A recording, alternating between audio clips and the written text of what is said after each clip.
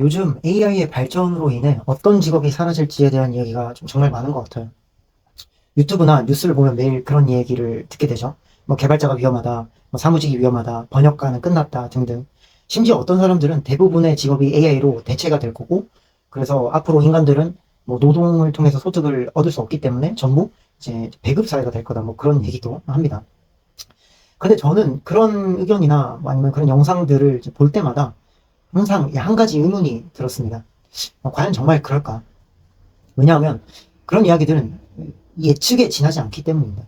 물론 뭐 예측도 되게 중요합니다. 하지만 미래는 아직 오지 않았죠. 그래서 당연히 그런 얘기가 맞을 수도 있고 틀릴 수도 있다고 얘기할 수밖에 없죠. 그러다 보니 오히려 이런 생각이 들었습니다. AI가 앞으로 무엇을 할지는 모르겠지만 적어도 지금 사람들이 AI를 어떻게 사용하고 있는지는 우리가 좀 확인할 수 있지 않을까? 그런 생각이 좀 들었어요. 마침 최근에 마이크로소프트 연구진이 흥미로운 연구를 하나 발표했습니다. 이게 제미나이나 챗GPT와 같이 유사한 코파일럿이라는 AI가 있거든요. 그 코파일럿의 사용 기록 약 20만 건을 분석한 연구예요. 여기서 중요한 건 연구진이 어떤 직업이 사라질까를 조사한 게 아니라는 점입니다. 대신 사람들은 실제로 AI를 무엇에 사용하고 있을까를 조사했습니다. 저는 이 차이가 굉장히 중요하다고 생각하거든요.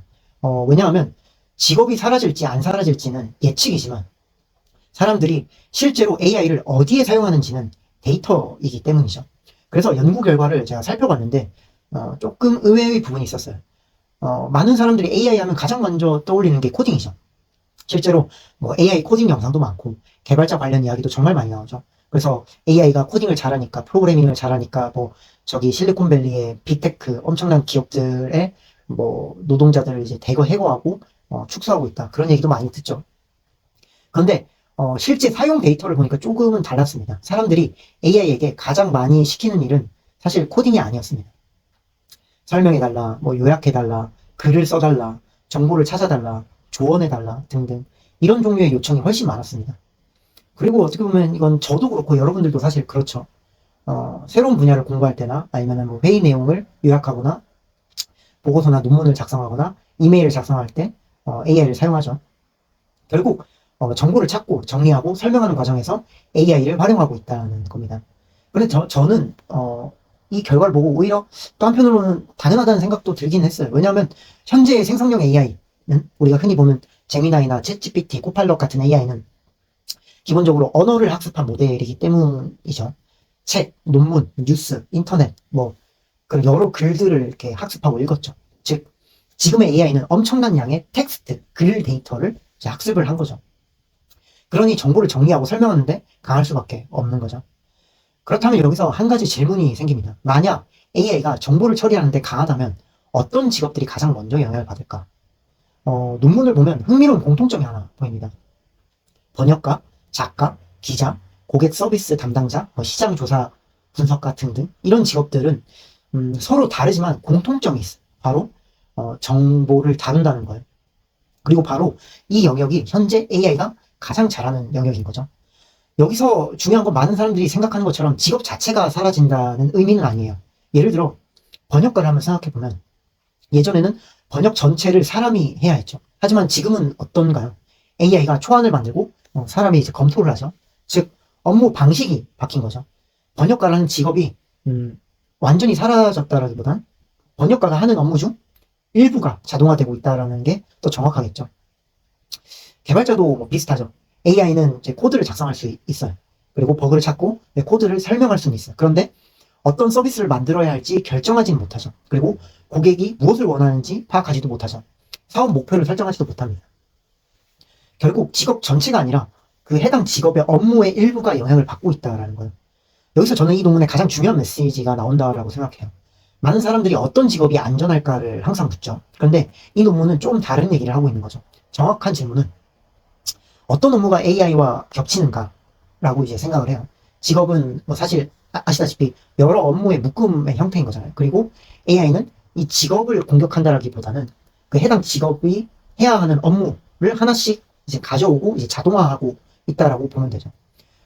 그렇다면 이번에는 좀 반대로 생각을 해보자면 AI가 정보를 처리하는데 강하다면 상대적으로 약한 영역도 있지 않을까? 당연히 뭐 있겠죠. 그리고 여러분들도 어느 정도 예상을 하셨다시피, 그리고 연구 결과를 보면 건설 노동자, 뭐 설비기사, 간호조무사, 마사지사 같은 직업들은 상대적으로 영향을 덜 받는 것으로 나타났습니다. 왜 그럴까요? 뭐 생각보다 이유는 뭐 단순하죠. 아까도 말씀을 드렸다시피 AI는 정보를 처리하고 그것을 하는 것에 굉장히 능하죠. 그렇죠? 하지만 아까 방금도 말씀드렸다시피 그런 나열했던 직업들은 현실 세계를 직접 다루는 영역인 거죠. 그래서 AI는 그걸 지금은 하지 못하죠. 예를 들어 집에 수도관이 터졌다고 가정을 해보겠습니다. AI는 수리 방법을 알려주기도 하고 뭐 필요한 공구도 알려주기도 하겠죠.